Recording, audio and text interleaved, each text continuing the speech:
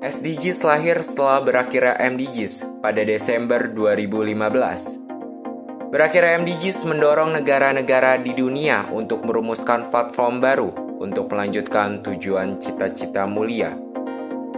Pada tanggal 2 Agustus 2015, di markas PBB New York, 223 negara anggota PBB mengadopsi dokumen Transforming Our Health 2030 Agenda for Sustainable Development.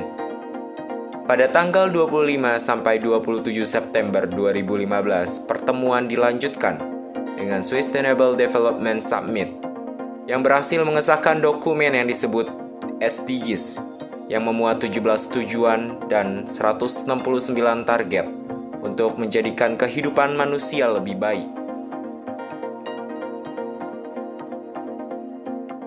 Di kesempatan kali ini, 4 Mata News akan mengangkat tujuan SDGs yang ke-8, yaitu Decent Work and Economic Growth, atau pekerjaan layak dan pertumbuhan ekonomi, khususnya pada indikator presentase akses UMKM ke layanan keuangan.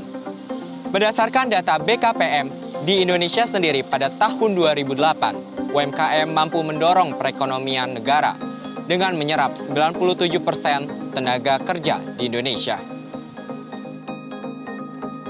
Pada era digital ini, dengan segala perubahan, layanan keuangan terus berinovasi sejalan dengan UMKM yang kembali mengambil peran penting untuk meningkatkan perekonomian.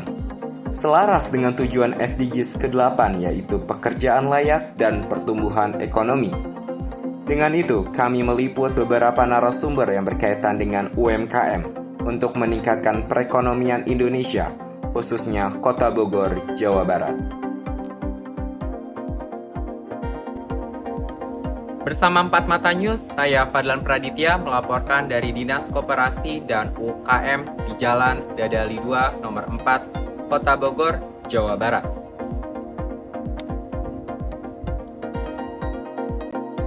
Selamat siang semua, kami 4 Mata News akan mewawancarai narasumber dari Dinas Koperasi dan UMKM Kota Bogor bersama dengan Bapak Edi Sanggara. Baik, kami akan mempertanyakan mengenai UMKM. Untuk pertanyaan pertama, Pak, menurut Bapak sejauh ini bagaimana perekonomian di Indonesia, Pak?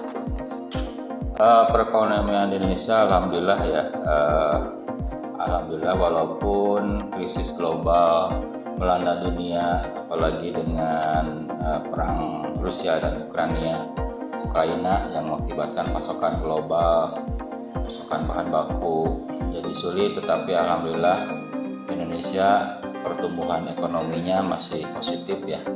Kemudian cadangan devisa juga masih cukup.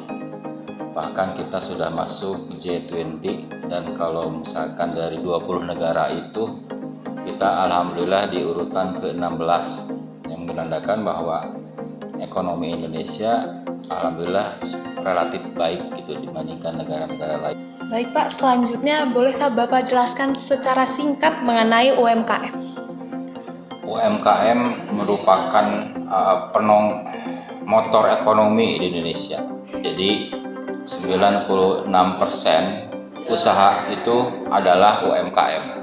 Dan di saat krisis tahun 98 terutama ya, UMKM menjadi penyelamat bagi ekonomi bangsa kita.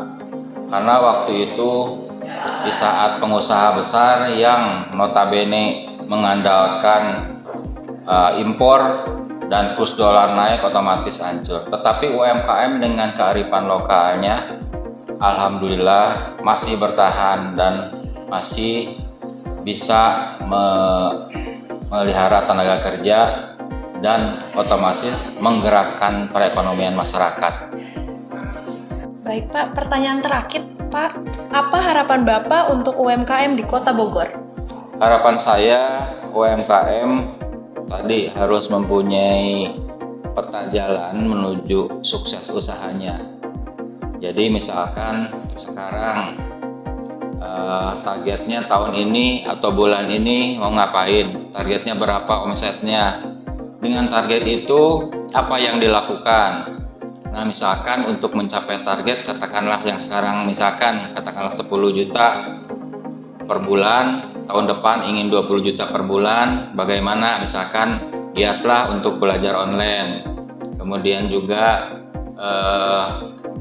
setelah belajar tentunya daftar misalkan di marketplace, tapi jangan hanya daftar saja, harus terus update ya. Kemudian juga minimal mereka di media sosial juga promosi terhadap produk-produknya. Banyak platform-platform yang sekarang menunjang ya, seperti TikTok dan sebagainya, dan IG bisnis juga, WA bisnis. Kemudian yang kedua, UMKM terus ya mengasah diri dengan kemampuan. Kemudian juga yang tidak mempunyai perizinan, segeralah mengurus perizinannya, karena istilah saja prestasi, percepat dan realisasikan legalitas agar bisnis bisa ekspansi. Tentunya dengan legalitas yang lengkap, misalkan nomor induk berusaha, kemudian pangan industri rumah tangga. Kalau misalkan mereka bergelut dalam bidang pangan halal, itu dilengkapi. Sehingga kalau misalkan ada permintaan, sudah aman istilahnya. Kita sudah legalitas lengkap. Itu. Baik, terima kasih Pak atas waktu dan tempatnya. Terima kasih teman-teman sudah mengikuti kami wawancara dari 4 Mata News mengenai Dinas Koperasi dan UMKM di Kota Bogor. Kami, 4 Mata News, pamit undur diri. Masa seperti ini di mana media digital kian marak, tantangan UMKM pun kian bertambah sebab persaingan yang cukup sengit. Oleh sebab itu, setiap pemilik usaha UMKM diharapkan memiliki visi ke depan sebagai arah usaha mereka dan basic skill dalam financial management.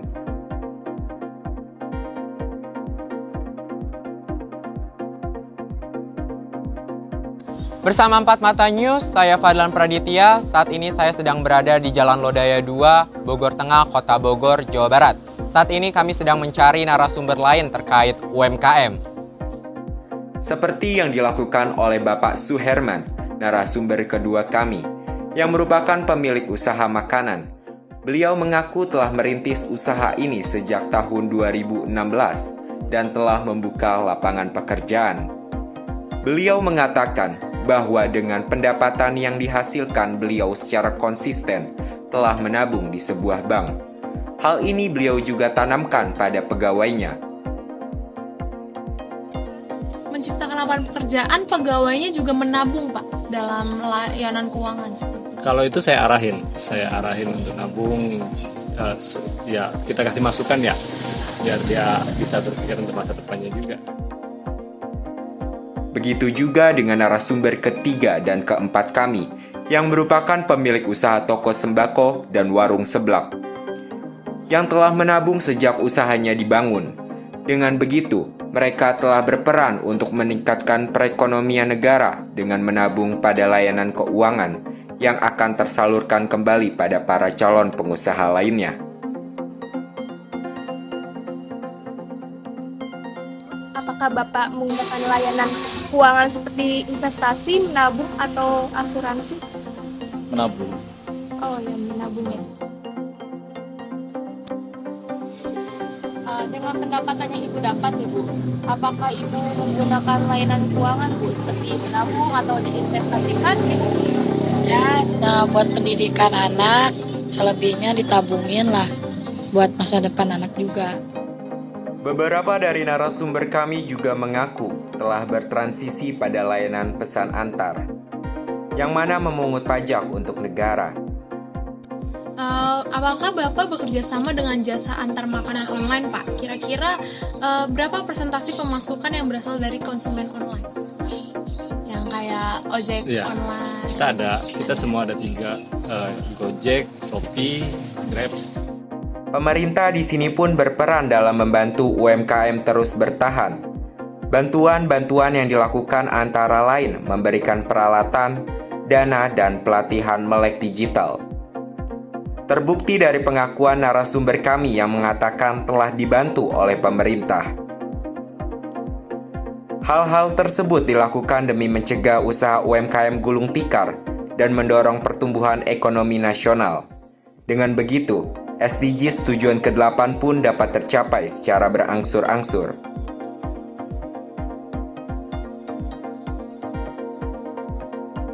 Berdasarkan wawancara yang telah kami lakukan dengan narasumber terkait, dapat disimpulkan bahwa pertumbuhan ekonomi di Indonesia saat ini sudah cukup stabil. Dapat dilihat dari bagaimana UMKM menyumbangkan peran dan menjadi lapangan pekerjaan untuk banyak orang. Dengan ini Indonesia sudah ikut andil dalam sama-sama mencapai target, yaitu dengan memberikan kebijakan pembangunan yang mendukung kegiatan produktif, penciptaan lapangan kerja, kewirausahaan, kreativitas, dan inovasi. Dan mendorong pertumbuhan UMKM termasuk melalui akses terhadap jasa keuangan. Hal ini dilakukan untuk merealisasikan SDGs khususnya tujuan ke-8 pada puncak 2030. Sekian berita yang dapat kami sampaikan. Kami 4 Mata News pamit undur diri.